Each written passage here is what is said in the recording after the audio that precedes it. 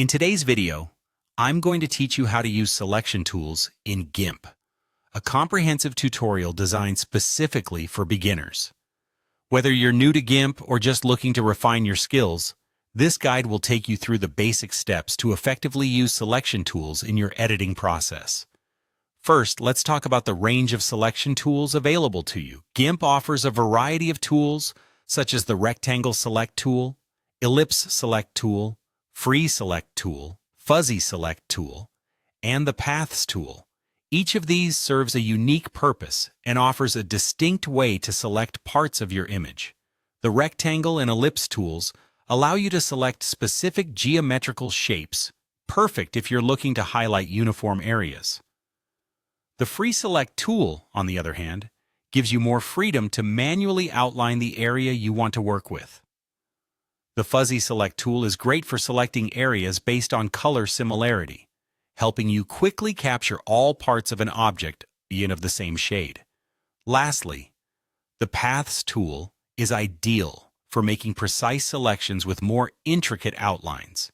Choosing the right tool depends on the specific task at hand, so think about what you're trying to achieve as you decide which tool to use. Once you've chosen the tool, the next step is creating your selection. Do this by clicking and dragging your mouse over the desired area.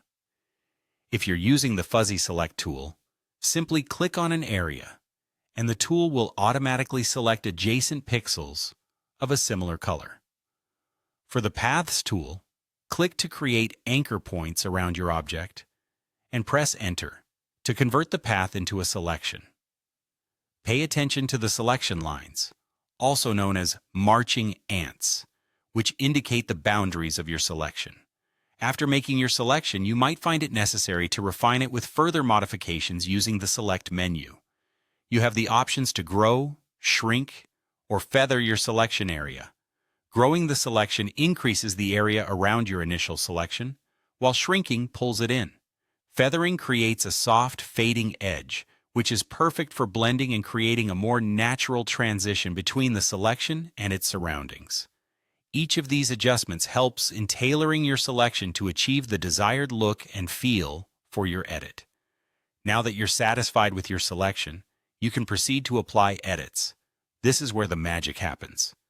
You can make adjustments or add effects that will only apply to the selected area, leaving the rest of your image untouched.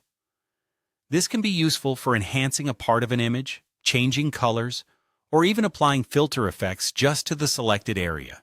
It offers you the precise control you need to focus changes exactly where they're needed.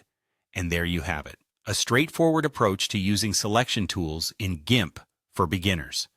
These foundational skills will not only help you create more polished and professional-looking images, but also build the confidence to explore more advanced features in your editing journey.